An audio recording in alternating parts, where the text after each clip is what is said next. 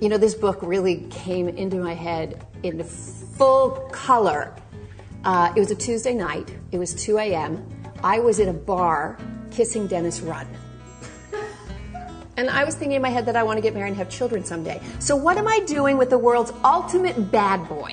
Okay? And so he's scribbling his phone number on a cocktail napkin, and I got this small surge of bile in my stomach that went, you know, it's time for you to just get real and look for a real boyfriend.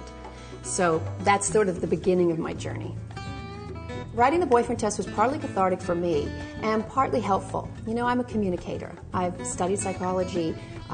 Every time I took a class in my PhD program, there was something in the class where I go, all women should know this. I can't believe they keep this information just for psychologists. This is not fair that we have to pay 100 and something an hour for a 50-minute hour just to get that information.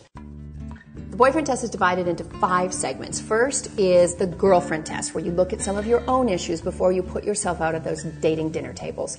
Secondly is the meet and greet test. When you're out there in the world meeting people, whether it's online, live action, in a bar or restaurant or gym or church, how to decide whether you should give up your number, and polite ways to diss a guy and not give the number without having to be inauthentic and give him a fake number and all that kind of stuff. So that's the meet and greet test. But just because somebody got your number and calls you does not mean that you have to go out with them. There's still more screening that can be done.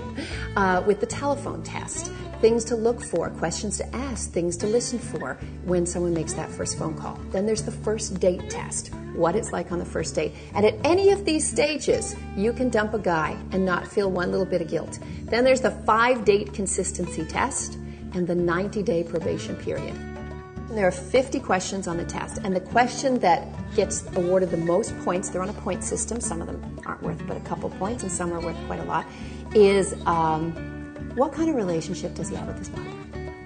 That is the question that really will determine how he's going to treat you. Because if he's really angry with mom, I promise you it's only a matter of time before he replaces mom with you in his head.